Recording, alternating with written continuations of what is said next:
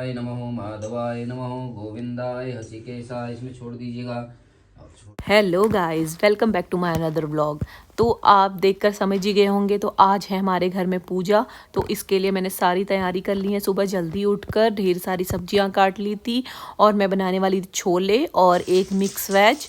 तो मैंने शुरू किया छोले बनाना। सबसे पहले मैंने छोले बना लिए थे, उसके बाद मैंने और जो ये मसाले मैं ऐड कर रही हूँ ये घर के पिसे हुए मसाले हैं। बिना इसके तो हमें टेस्ट ही नहीं आता। घर के पिसे हुए मतलब धनिया और मिर्च ये अपना घर का ही तोड़कर तैयार कर लिया था। और फिर मैंने सूखी सब्जी बना ली थी। देन मैंने आटा गूँथ के मैं हो गई थी रेडी। और फिर मैं अब यहाँ पे वेट कर रही हूँ देव का, तो वो जल्दी से आए और हमारी पूजा शुरू हो। तो मैंने सोचा तब तक पंडित जी के साथ ही थोड़ी वीडियो बना ली जाए। तो देव अभी तक नहीं आए, तो पंडित जी बोले तो मैं अब शंख ही बजा देता हूँ, तो उन्हें लगेगा पूजा शुरू हो गई है। तो पंडित जी ने शुरू करा शंख बजाना। तो जैसे ही पंडित जी ने शंख बजाई और देव तुरंत आ गए। फिर शुभारंभ हुआ हमारी पूजा का। और ये हमारे उत्तराखंड में कैसे शिवाचन किया जाता है मैं आपको कम्प्लीटली दिखाऊंगी कि हम लोग कैसे घर पे ही शिवलिंग बनाकर किस तरीके से हम कंप्लीट पूजा करते हैं और किस तरीके से लास्ट में उनका विसर्जन भी करते हैं। फ्रेंड्स, जो आप मेरा ये गेटअप देख रहे हैं, इसमें मैंने पहना है पिछौड़ा और नथ और मांग टिक्का, जो हमारे कुमाऊं की शान है ये पिछौड़ा। और हमने उसके बाद ये प्रज्वलित किया। जो हमारा प्रधान दीपक होता है इसे हम प्रज्वलित करते हैं। इनसे घर की महिलाएं प्रज्वलित करती हैं, तो मैंने इससे प्रज्वलित किया और इसमें मेरी सासू माँ ने भी हाथ लगाया। ये जो दीपक होता है ये अखंड दीपक होता है, तो ये पूरा टाइम तक जले रहना चाहिए। फिर पंडित जी के मंत्रोच्चारण के साथ हमने सभी देवताओं को अपने आसन में विराजमान होने का आमंत्रण। जो बीच में पूजा पाठ का विधि विधान था वो काफ़ी लंबा था, इसीलिए मैंने वो पूरा नहीं दिखाया है। फिर हमने शुरू किया ये शिवलिंग बनाना, जो हम बनाएंगे आज चावल के आटे से।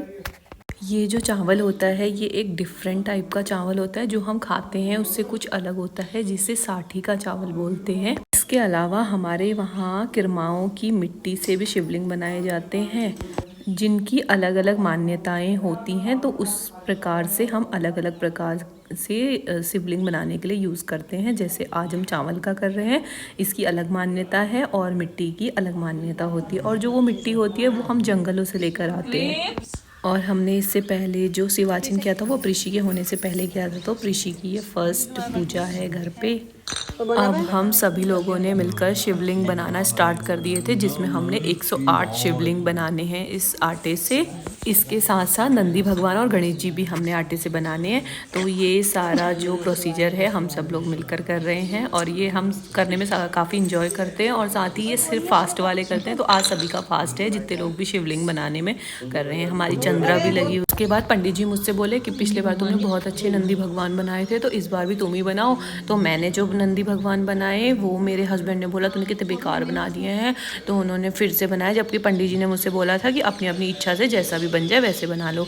उसके बाद फिर जो देव ने नंदी भगवान बनाए थे उसमें मैंने आंखें लगाई उनकी और उन्हें असली रूप दिया। और साथ में ये गणेश जी भी फिर देव ने ही बनाए। और फ्रेंड्स, ये हो गई जलाभिषेक की तैयारी, जिसमें सबसे पहले शिव जी को शक्कर से और पंचामृत से स्नान करवाएंगे। फाइनली अब जलाभिषेक शुरू हो गया है, जिसमें सभी का फास्ट है और ये सभी लोग जलाभिषेक कर रहे हैं। वैसे भी आज सोमवार है, तो सबके लिए बहुत अच्छा दिन है, जिसमें यहाँ पे सभी लोग आए हुए हैं। दीदी लोग भी हैं, इसके साथ साथ बुआ, चाची, भाभी लोग सभी आए हुए हैं। पंडित जी कंटिन्यूअसली मंत्रों का उच्चारण कर रहे हैं, उसके साथ साथ सभी लोग शिव जी को जल से स्नान करवा रहे हैं। ओम महेश्वराय ओम संभवे ओम गंधर्वामखनस्ताम इंद्रस्ताम बृहस्पति साम। हम सभी लोग मिलकर ओम नमः शिवाय का जप कर रहे हैं, क्योंकि अब जो है जलाभिषेक पूरा हो चुका है। अब फाइनल स्टेप में बस अब बारी आती है विसर्जन की। पंडित जी ने हमें बोला कि जो शिव जी हैं वो अर्धनारीश्वर हैं, तो इसीलिए अब उनका श्रृंगार करना भी जरूरी है। अब हम आरती के लिए खड़े हो गए हैं, तो अब हम करेंगे भगवान जी की आरती। भोजन लाइए भोजन। अब यहाँ पे शुरू हो चुका है हवन, तो इसमें तो अब मेरा कुछ काम नहीं है, बस देव के साथ बैठने का काम है। बाकी हवन में पुरुष लोग ही भाग लेते हैं।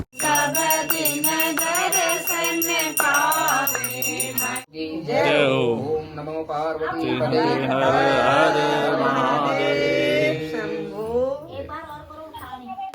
अब पंडित जी ने सभी को बांध दिया है कलावा, जिसे रक्षा सूत्र भी कहते हैं। उसके बाद अब ये पूजा हो गई है संपन्न। अब हम जाएंगे विसर्जन के। जो विसर्जन होता है वो सूर्यास्त से पहले पहले हो जाना चाहिए, और कहीं बहते हुए जल में विसर्जित करना पड़ता है। जो हमारे पास में ही था तो हमने वहाँ विसर्जित कर दिया था, और ये इतना भारी था हमें पता चला इसमें 2 ईंटें भी रखी हुई थी, तो हमारे हंसते हंसते आंसू निकल आए। तो गाइज़ आज के व्लॉग में इतना ही, मिलते हैं अपने नेक्स्ट व्लॉग में। Bye, take care.